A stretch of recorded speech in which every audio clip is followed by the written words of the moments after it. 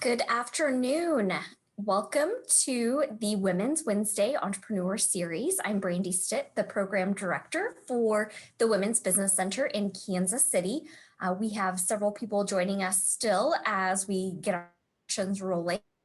I know a ton of to share time. Again, thanks for joining us today. Aviva is returning to present our consumer target marketing session. Once again, this is our fourth time, correct, Aviva, to do this? Yep. Yeah, fourth time.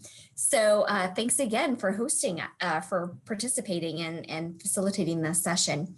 So as all of you that have been with us before know, and for our new joiners, we are recording this session and we will be posting the recording on the Women's Business YouTube channel. It takes us a couple days to get it uploaded, so we will let you know once that's available for you to view. I will also, throughout the presentation, share the YouTube channel link in the chat box so that you can click on it and visit the sessions that we posted previously, as they are all on that YouTube channel, and all our future sessions will be as well. So at this time, I'd like to go ahead and hand it over to Aviva Ajmera with Solve KC. It's all yours, Aviva. Great. Thanks, Brandy. Welcome, everybody. I recognize many folks from our previous social media classes, and I always really enjoy that. And for those of you that are new to our classes, I am Aviva Ajmera. I am co-founder and CEO of Solve KC. Our consumer target and customer marketing class is actually one of our most popular classes because it's the foundation to all of the marketing that you do. I have been giving a version of this class for quite a few years, 5 or 6 years, to entrepreneurs and small and medium-sized businesses all over Kansas City. And every time I teach it, people give me feedback like they're so surprised with how simple and focused what they learn is and how useful these tools are. So my firm has B2B, B2C, and nonprofit clients across many, many industries. And we do a lot of strategic planning and implementation work for our clients. We also do a lot of integrated marketing, innovation, and product development work for them. Common to all of this work is, first, you have to really fully understand and define who your consumer is if you are a B2C business, or who your customer is if you are a B2B business. Because without this clarity, all of your efforts and all of your marketing spend will never be as effective. So my hope for you today is that you'll walk away from our session with some new tools for yourself, and you can take them back to your team so that you can thoroughly understand and define your target consumer or customer. Before we dive in, I did want to mention, and Brandy did as well, and of course, those of you that have joined our classes in the past know what a great job WWES does in supporting small and medium-sized businesses. But if you haven't yet signed up for our social media classes, we do have a 4-part series starting next Wednesday. This class today is a perfect primer to go into the next 4 classes. So just something for you to think about if you haven't had a chance to sign up yet. Okay, so let's get started. I always like starting with some really fun examples, and just would love to get your feedback, and you can go ahead and put it into the chat if you'd like. If you consider these to be a marketing win or a marketing fail. So here's the first one. Here's the second one. Some of you are probably chuckling. And here's the third one.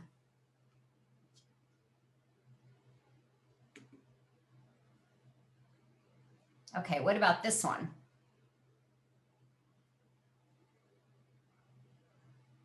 These two. And this is one I saw last week when I had the opportunity to get away to some sunny, warm location. Okay, so the reason I like sharing these examples is because they all serve a different purpose. The first one and the last one, they're going to make you chuckle, right?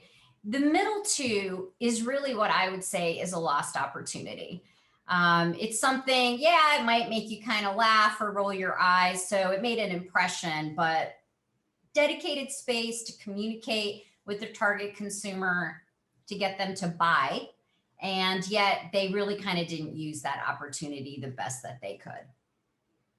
Okay, so here's what we're going to talk about today. I'm going to start with some trends that are impacting growth. And then we're going to talk about what actually is a target consumer. Because if you're not familiar with the terminology, it might be a little confusing, but once we go through it, it will make sense. And then we will talk about how you actually go about defining your target consumer or customer with traits and then with an insight star. So what I'll do with all of these is I'll explain the methodology, I'll give you an example, and then I'm going to give you some time during our workshop today. Brandy sent out handouts to you. Those handouts, you can just jot right on them so that you can apply what we're talking about today immediately to your business. So for each of these workshops, I'll give you about 5 to 7 minutes. And if you need some more time, just let me know. Okay. And then we will go into creating your brand persona. We'll use a local business example. And then again, I'll give you some time from a workshop standpoint to apply it to your own business. Okay, so what are some trends that are impacting growth? This information actually came out at the very end of 2020. So I always like timely data whenever we can get it. But really what it's talking about is, we know that COVID impacted businesses in many, many ways. At first, many of us thought it was temporary, but now that it's been going on for over a year, there are definitely some trends that we see will get folded into what we call the new normal. So if we try to ignore what was happening and just kind of ride the wave, the message I would give you is we can't really ignore it anymore. It has been going on for so long that new habits have instilled in consumers. So from a business standpoint, we need to be aware of them. So let's talk about a few of them. So one of them is just about digital ubiquity. And what we mean by that is everything is digital now, right? I mean, even the way we communicate, like this class, is digital. And so we need to understand from our consumer standpoint how it is that they're using digital, how they're interacting with social media, and how that might impact how we communicate with them. Value and price sensitivity has gone up. Conscious eating and living. So if you're in a business where you are in these industries, that's great from you from the standpoint of interest. You have to also realize that you've got competition in the marketplace and understand what that means as far as breaking through and reaching your target consumer. We've also seen a meteoric rise of e-marketplaces. So again, that would relate back to number one, but it also talks about the fact that business owners are aware that going to a brick and mortar store is just happening less and less. Yes, it might be a preference for certain age demographics, but for many of them, frankly, they're more comfortable being able to buy things digitally. The steady rise of discounters, so understanding how that impacts your business, and the fact that mass merchants continue to get squeezed. So if you supply, if you are a vendor to mass merchants, that impacts you. But if you are a small business, then that also impacts you. I am just going to mention, Brandy, I'm having a hard time seeing. Okay, oops, I see it now. Okay, the chat. Sorry, folks. Sometimes when we go into slideshow mode, it's hard to get all of your screens visual, and I just wanted to make sure I could see them. I'm all set though. Okay. So I don't know how many of you are familiar with David Ogilvy. He's really considered the guru of modern day advertising. And he has a very, very famous quote.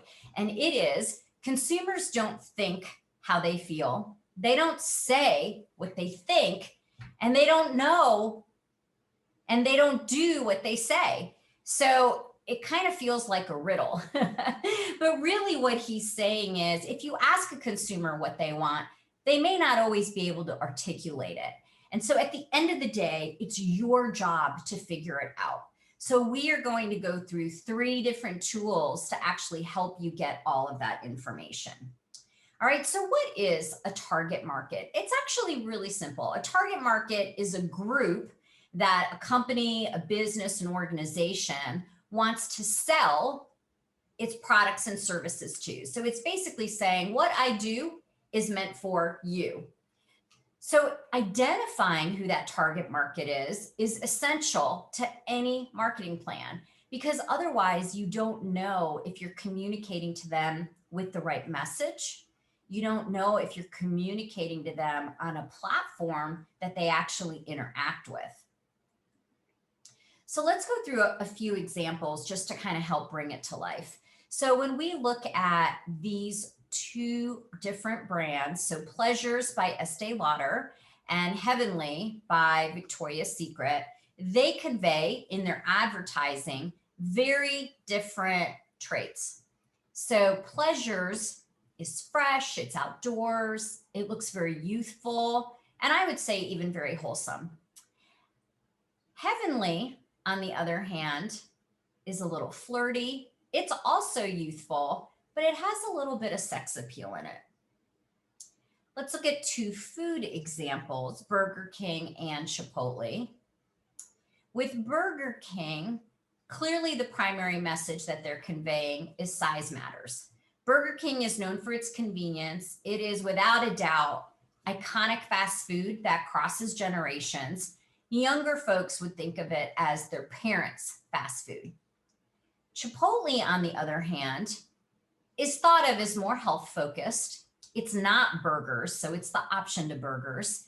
It is also very fresh. It's fast casual, and it has a bit more of a youthful and hip image. Okay, so as you go about defining your target consumer, you have to be intentional in defining who they are. It doesn't just happen organically. You also need to understand who the consumer target is for your competition, which means you have to be able to define who your competition is. And they really shouldn't change on a regular basis. So the only time a target consumer changes is when you either grow or evolve your product offering and or you offer enhanced features. So I've said this before, but I really just want to impress upon you, being able to define your target consumer is the very first step to the marketing plan. So you are exactly where you need to be right now in our class today. And really my guidance to you would be, don't spend any money on marketing if you haven't first clearly identified who your target consumer is. So where do you start? You ask yourself these questions. What need is your business offering to help with? What problem are you solving? Describe the customer or the consumer that has the greatest need. How is the customer or consumer currently solving for this need? And many times, especially when you're an entrepreneur, you may have personal insights for your target based on your own interests, needs, and experiences. And those are incredibly valuable as you go about defining your target consumer. So I'm now going to go through 7 traits to help you define your target consumer. The first 4 are what I would call primary traits, and they are the absolute bare minimum that you should be able to answer. So one is geographic, pretty easy, right? It's could be city or state, it could be community, it could be region, it could be climate. Then there's demographic, so gender, age, ethnic background if it's relevant, education level if it's relevant, occupation, income. Psychographic, attitudes and lifestyles. And I've asterisked these because these have changed for people in the last year due to COVID. It may not impact your particular product or service, but in case it does, you should be aware of the changes. And then we also have values. And then we have behavioral. So things like product loyalty and brand loyalty. So sometimes companies need qualitative or quantitative consumer research to identify your target, because sometimes your own filters may influence your thought process. And I offer that up to you in case you're struggling with defining these 4 primary traits, but these are pretty basic. So I would hope that you would be very clear on being able to define it. So let me give you an example. And this is a super simple example, okay? This is Coca-Cola. If Coca-Cola were to go about defining their target consumer, geographically, they would say, well, it's someone who lives in a high climate. So this is not everybody that purchases Coca-Cola, but the absolute center of the bullseye. And they could be either suburban or urban. So that part doesn't have much of a factor, but it would influence where you want to make your product available. Demographically, the core age groups are 18 to 25 and then 25 to 35. Now that matters because how you reach them from a marketing standpoint and a messaging standpoint would differ. Income-wise, middle income, gender-wise, both female and male. So psychographically, Coke has said, it's folks that have a busy lifestyle. And behaviorally, they have a positive attitude and they consume soft drinks. So it kind of feels like a no duh when you look at it, right? You're like, yeah, that all makes sense. Well, Coca-Cola has done a great job over many, many decades of really making their brand clear, communicating in a very consistent way, like their advertising. And if you were to go about and follow and see all the different messaging that Coca-Cola does, you can see how they adjust it based on where in the country messaging might be, age group, and so on. Okay, so things to think about with COVID-19. So there's no doubt that COVID has created new psychographic traits, and some of them will stay with the general public. So no question through the end of last year, but what we're really seeing is that it is going to be beyond, and we can't tell whether it will become the new normal or it will just start to taper off and eventually go back to 2019. Psychographic traits to consider. So without question, there is a fear of in-store shopping.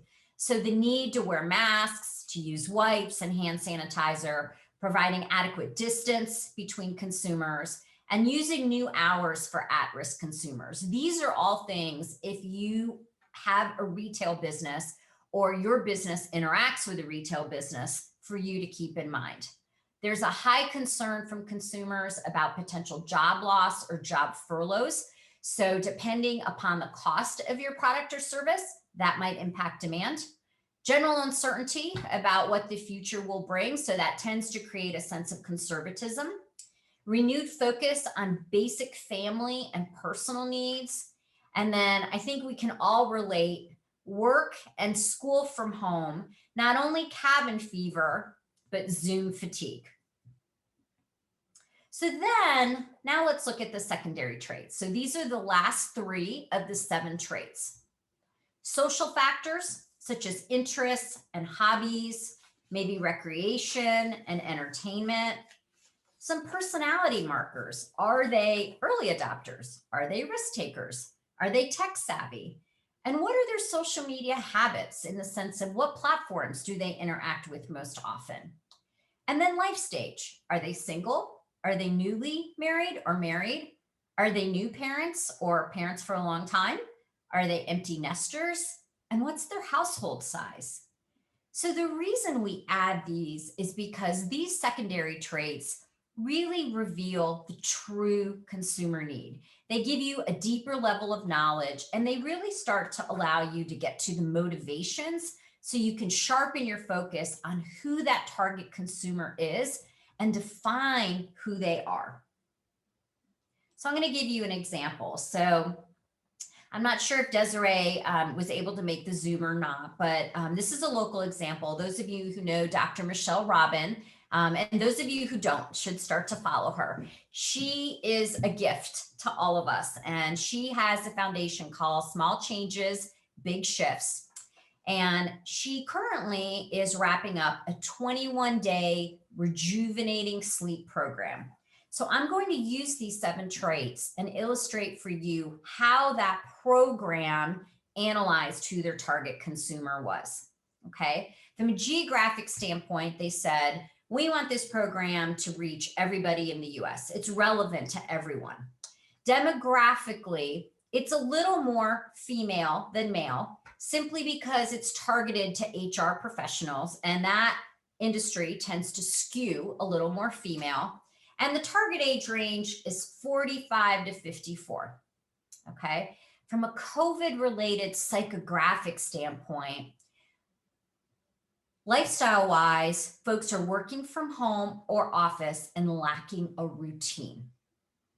From an attitude standpoint, they want to feel whole, healthy, and happy. Behaviorally, brand loyalty, they recognize and they know who Dr. Michelle Robin is, and they know her work. And from a social media standpoint, they are primarily on LinkedIn and Facebook, but they're also on Twitter and Instagram. So the reason I mention this is I asked Desiree, well, where are you marketing this program? And she said, we're actually marketing it on all 4 platforms, because while most of our target consumers, our followers, are on LinkedIn and Facebook, we also have them on Twitter and Instagram, and we want to reach them as well. From a social factor standpoint, they look for advice and wisdom centered around well-being. So that's their interest. Personality marker standpoint, they're early adopters. They're open to introducing new tips into their lives, and then they enjoy sharing them with others. And from a life stage standpoint, they can be either single or married, but regardless, they are looking to establish routine again in their lives. They have had much disruption due to COVID, and their sleep has been affected. And so because of that, this program is very appealing to them. Okay, so that was B2C. Let me give you the traits if you are a B2B business. From an industry standpoint, think about what industry, from a demographic standpoint, think about what industry your customer is in. From a location standpoint, are they local, regional, national? Perhaps they're even international. Company size-wise, how big are their revenues? How many employees do they have? From a situational needs standpoint, do they need your product or service immediately or not so immediately? What are their financial goals and their business objectives? Because if you understand that, you can partner with them better. Understand their growth rate, or what step in the life cycle they're in. So are they a startup? Are they a small business? Are they a medium or a large business? And who is their competition, and what threats do they experience? Because if you can understand this, you can target your message on how your product or service can help them address it. From an operational standpoint, are they a manufacturer? Are they a retailer or a seller? Are they a third-party rep? Do they have long sales cycles, or do they have short sales cycles?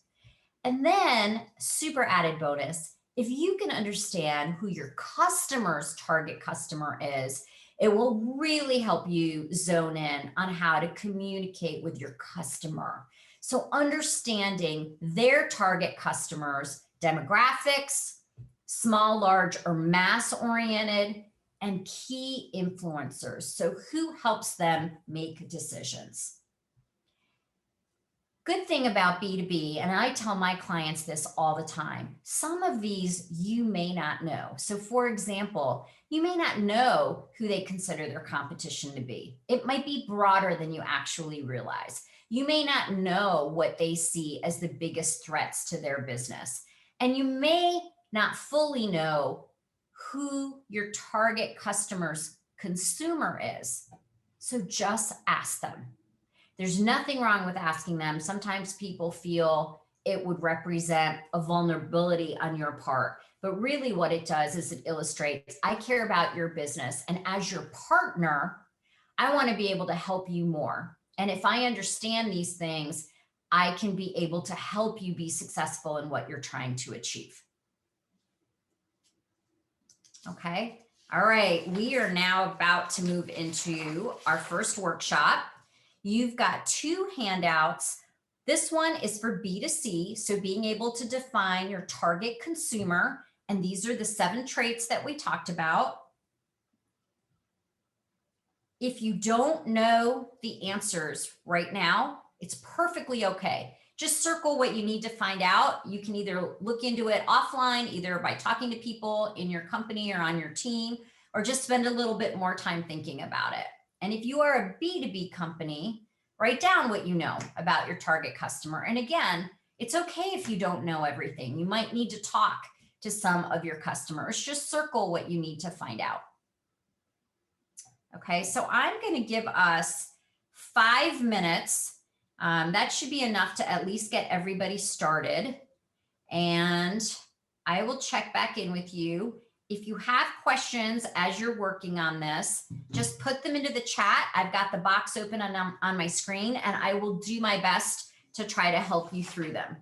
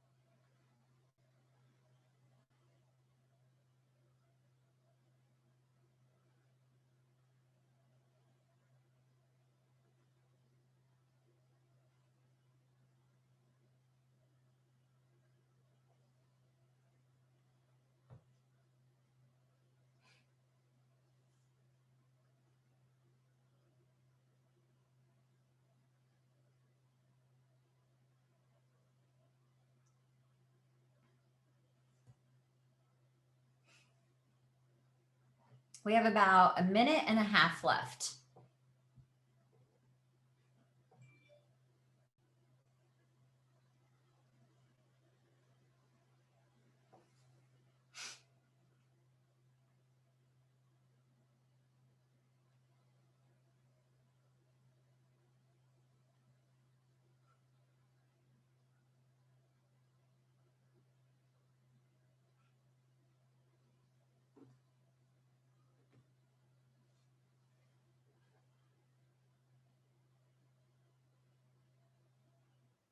Okay, as you start to wrap up, maybe you guys can provide a little feedback. Is this easy or hard for you to do? You can just type it into your chat.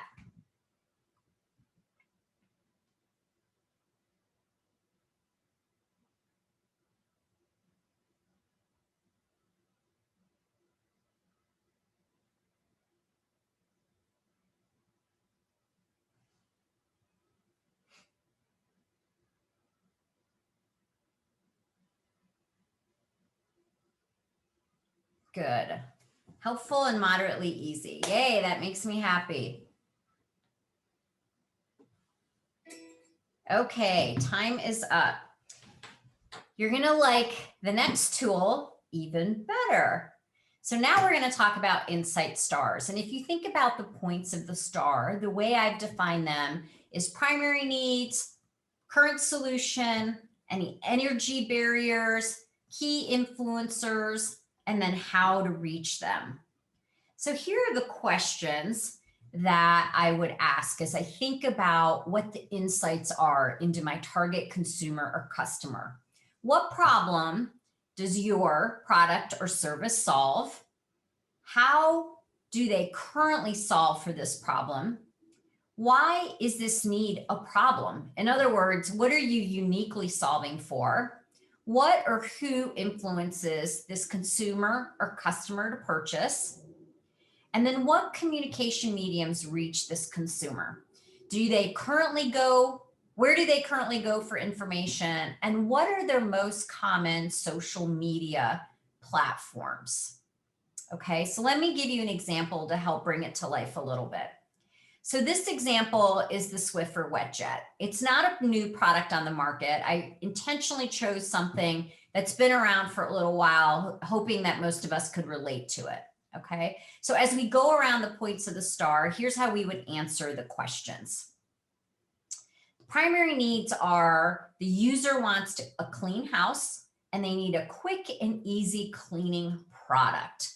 Their current solution is usually either a sweep or a broom, perhaps a bucket of water and a mop, or a vacuum. Energy barriers, too many steps to sweep and mop, and cleaning a mop takes time too. So it's no longer quick and easy, which we've stated is one of the primary needs. Key influencers to purchasing products, friends, family, perhaps other moms, and then how to reach them. They respond to advertising. It could be TV, magazines, social media. If you want them to trial your product, coupons are a good incentive. And if you want some type of testimonial to this product and how it works, blogs or influencers are a great way to reach them. Okay, so now you're going to have a chance to apply this to your target consumer or customer. So I would go back to this slide to answer, which is in your handouts, to answer the questions. And you can just write right on the handout. And let's give you 5 minutes again.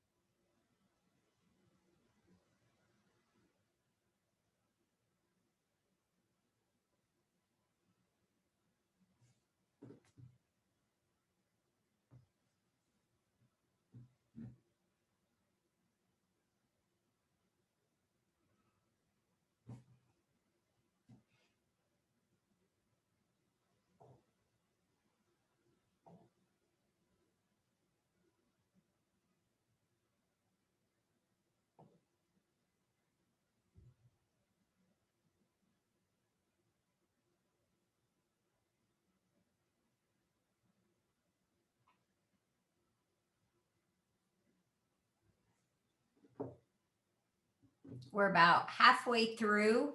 If you're stuck on anything or you have any questions, please feel free to put them into the chat and I am happy to answer them.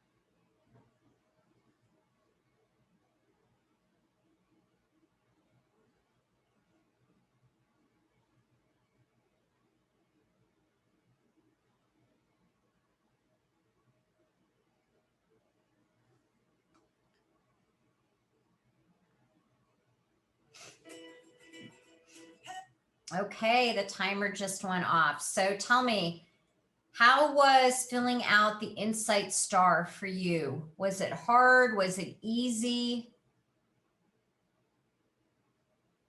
Did it cause you to pause and maybe think about your consumer in a different way?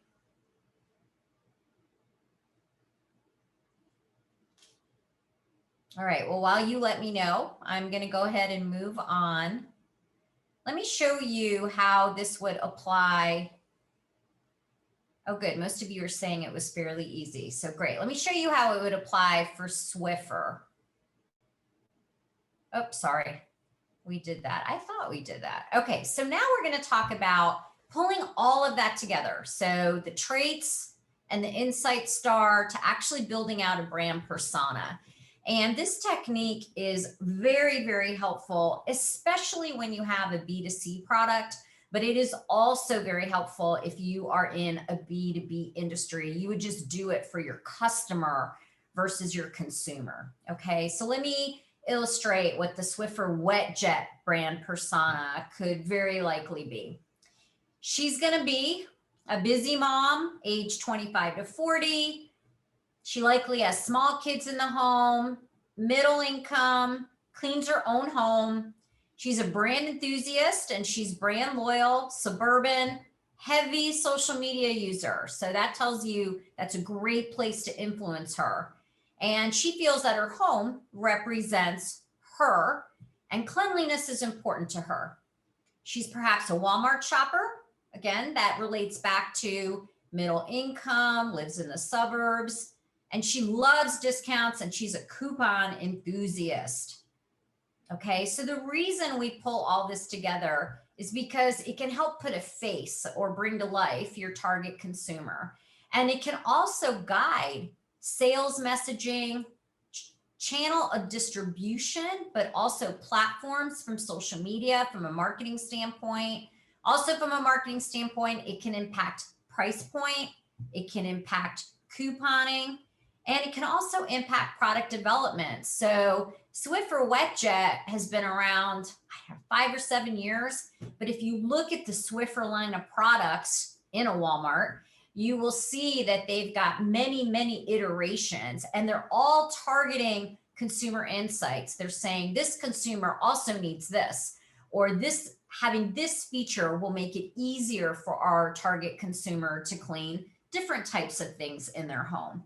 So pulling it all together really starts to give you a picture. And when you can actually associate a graphic or a person, it really helps to pull it all together. So I'm going to give you an example of a client of ours that attended one of our workshops. Her name is Tammy McDonald, and she is the CEO of Her Life magazine. And she did this workshop with her lead marketing person in our class, but then they took it back to their team and they workshopped it together. And this is what they came up with. And Tammy shared this with us, and we were so proud of her and her team. And we asked her if we could use it as an example of how successful this tool can be for you to use with your team. Okay, so they said their target consumer for Her Life magazine, her name is Holly, and she's age 44. She is married, she has kids, and she's a homeowner. She is educated. She has a household income of 150K plus. She owns a pet. She is savvy. She keeps up with those trends, and health and wellness are important to her. She is the buying power of her household. So she is the key influencer for purchasers. And she's a researcher. She is in charge of their social calendar, and she is CEO of their household. So for Tammy, their clients are actually advertisers. But to understand who is the end consumer of the magazine, it's Holly. So when she goes out and talks to advertisers, she can say, Holly is who is looking at our magazine. And if your business target consumer is Holly, Her Life is a great place for you to spend your advertising dollars. They actually went in and put an actual picture to Holly. And you can see she went through and kind of really made this very official looking. And this is what Tammy said. She said, we use Holly with every potential and current client. And being able to have this brand persona was the biggest difference between Her Life and other media outlets at a huge meeting they had with a client. They update the image of Holly yearly so that it's a current picture, but that's really the only updating that we do. Okay, guess what's coming next? You are going to create your brand persona. So here's how we're going to do it. Look at the answers that you provided in the key traits, whether you were B2C or B2B, and then combine that with the insights that you just developed in your Insight Star and start to build out your brand persona.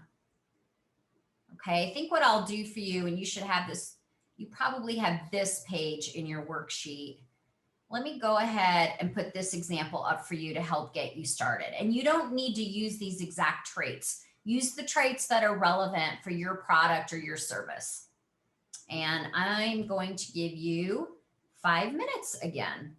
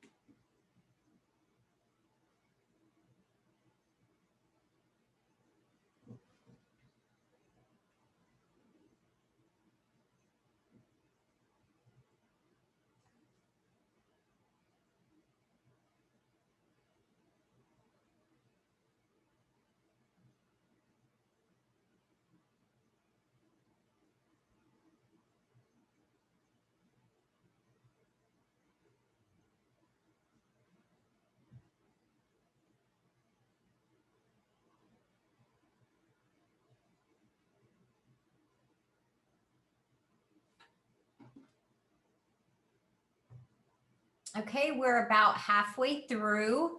I hope you're having a lot of fun with this. If anybody has any questions, please feel free to put them in the chat. I'm happy to answer them for you.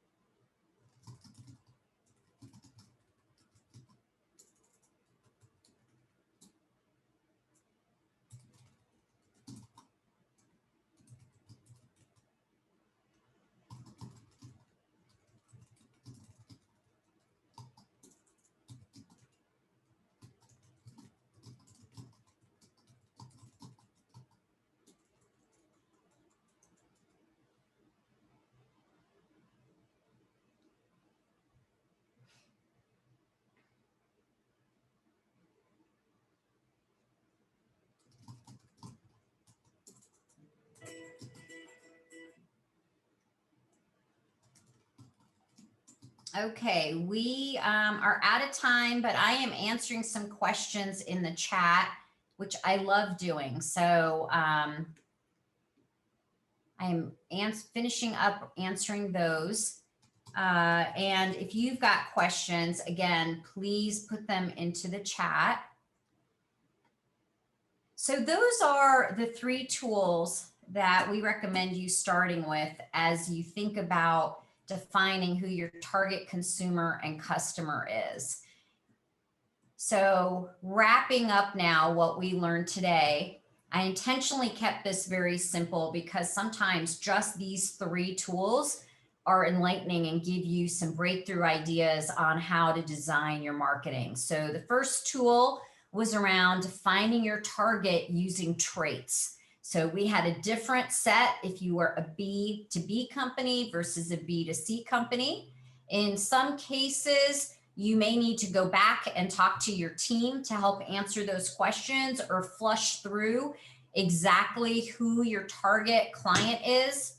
We've got one member on the Zoom today who is a B2B, and they have a range of different kinds of clients. So the question was around, how do we define a brand persona?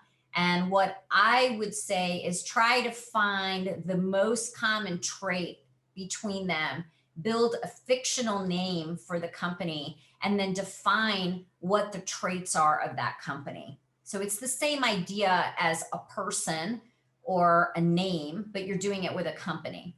The next step is your insight stars. I'll tell you, in all my years of marketing, insights are really what I find unlock how you communicate, whether it's from a sales standpoint in B2B or whether it's an advertising or social media standpoint, if it's B2C and you're going directly to them.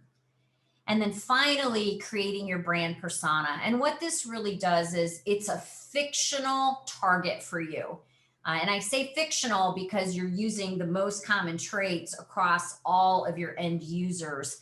And it helps to just really solidify this is absolutely who our target is. Now, sometimes in big companies, when you have a lot of different product lines, you may have a different brand persona for each of those product lines. If you're a company like Procter and Gamble, then you've oftentimes, so let's use detergent as an example. Tide is your biggest brand, but you've got other brands that cost less and have fewer features, and those target consumers are actually different than the Tide brand. So they would build out a different brand persona for each of those brands because the insights and the demographics on their end consumer are actually different. So I hope that makes sense. And then finally, pulling it all together using the tools of defining your target and your insight stars, the brand persona, again, you saw Tammy's example. It is something that sales can use. It can be used in your own product development, and it can be used in lots of different ways. If you are a nonprofit, it's a great way to understand how to reach your donors or reach the people that you want to engage with your organization.